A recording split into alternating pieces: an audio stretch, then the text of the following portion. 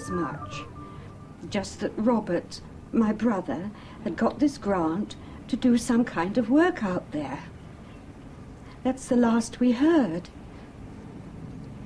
It's not knowing that's the worst.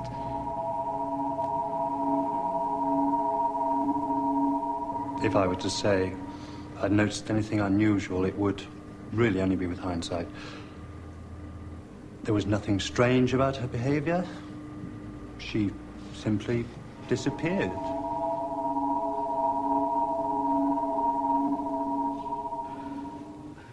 It makes no sense. I mean, how can people just vanish off the face of the earth in this day and age? We've a right to know what's going on.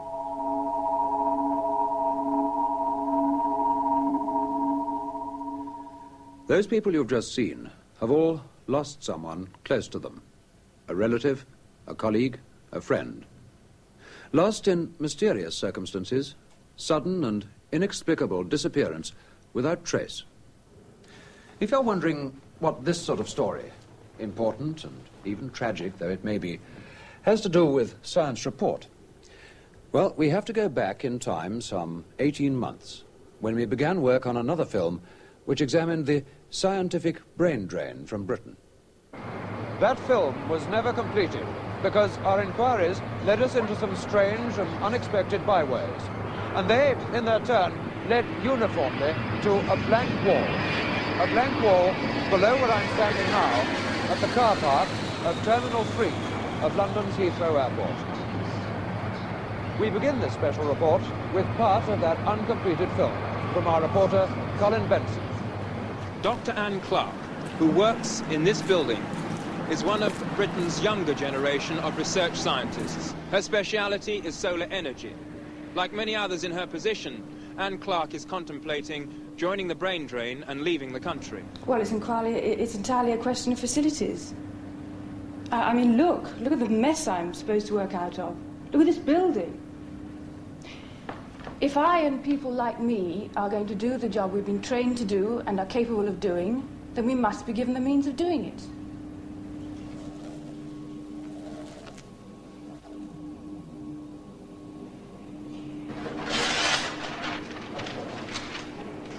It's looking far better today.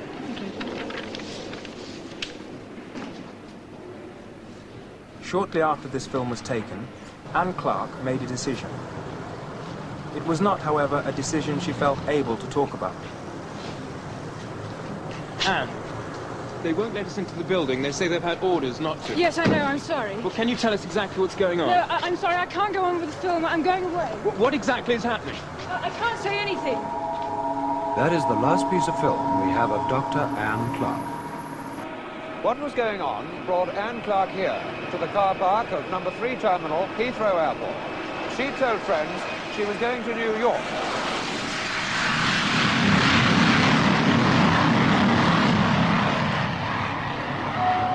British Airways to New York, flight 501. Passengers should go through passport And yet there's no control record on of the Anne first floor Clark to the leaving this departure airport lounge. on that or any other day. The only evidence she was here at all is her abandoned car. Beyond that, nothing.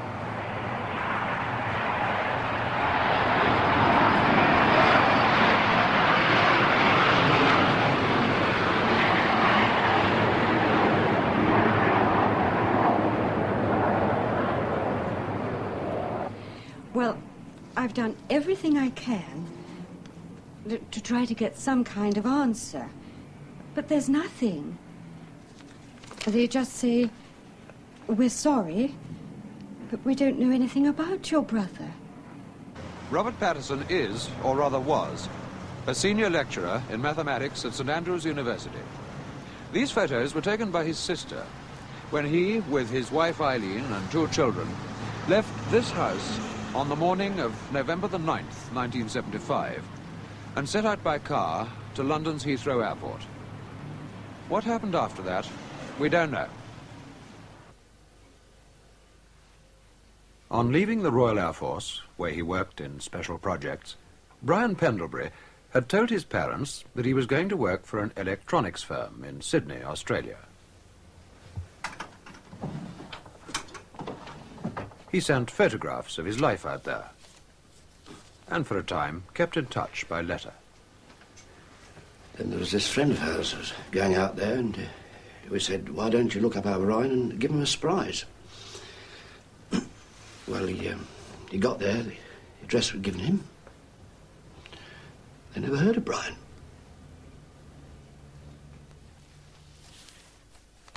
Despite the letters and photographs, which remain unexplained, there's no further evidence about Brian Pendlebury other than the fact that his name appears to have been checked in at London's Heathrow Airport for a flight to Sydney. That, so far as we can discover, is the last anyone ever saw of him. Anne Clark, Robert Patterson, and Brian Pendlebury. Just 3 of the 400 names compiled for our projected science report, Brain Drain from Britain. From this office, our researchers began checking through every one of them. We were looking for patterns. Who were the people leaving this country? What were their reasons? And what were their feelings about it afterwards? But out of those 400 names, it became apparent that 24 had disappeared without trace. Some alone, others with their families. Where did they go? And why? And indeed, how? What, if anything, was the common factor?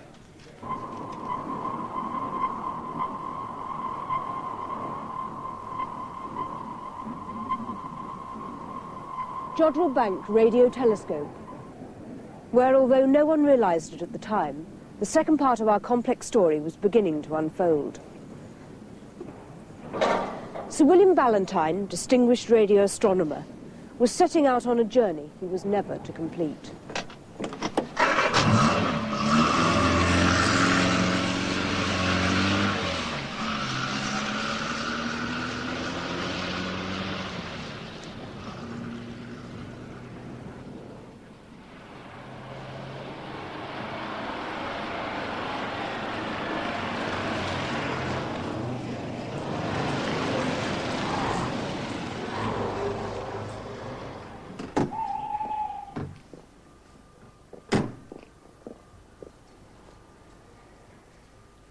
Ballantyne was a worried man.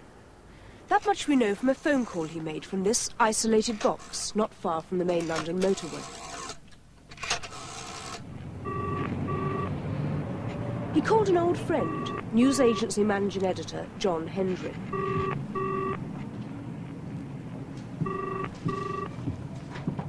And how did he seem to you? He sounded agitated, which was unusual, because he was a very calm, self-possessed man normally. He said he was driving up to London and wanted to see me later. I said, fine. And he also asked if I'd received a package, which he'd posted the day before. I said I had. It contained this spool of tapes, which he told me to keep under lock and key till he arrived. Well, I waited. And, of course, next morning I heard about the accident.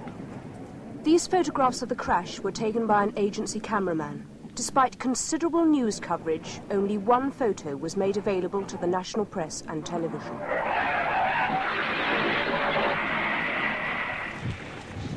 Our own independent experts examined those photographs and the site of the accident itself, where I'm standing now. They drew no firm conclusions, except to say that the cause of the accident remained, to them at least, peculiarly unclear.